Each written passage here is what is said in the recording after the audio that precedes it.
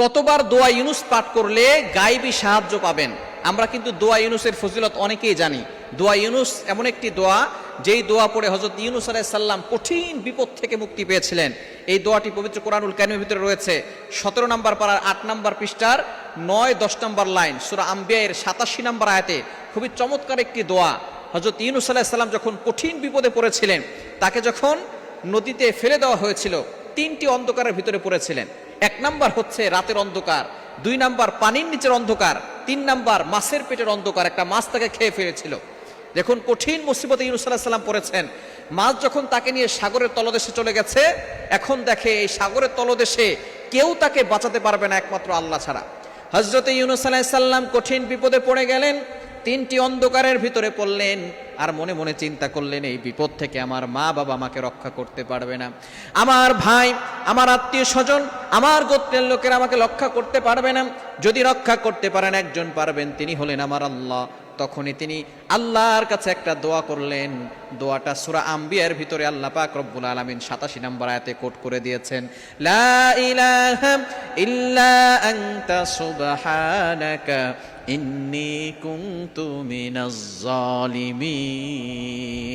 ইউনুস আলাইহিস সালাম বললেন, লা ইলাহা ইল্লা আনতা, আল্লাহ ছাড়া কোনো মাবুদ নাই।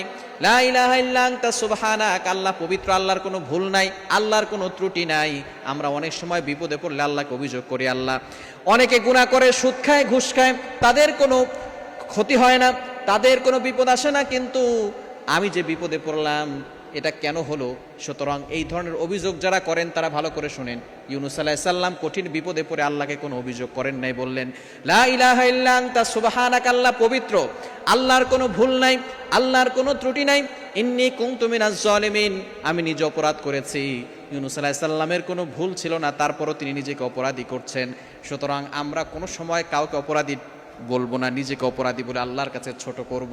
ইউনুস আলাইহিস সালাম যে দোয়া আমাদেরকে শিক্ষা দিয়েছেন, এই দোয়া যদি আমরা করতে পারি, আল্লাহ পাক রব্বুল আলামিন আমাদেরকেও কঠিন বিপদ থেকে হেফাজত করবেন।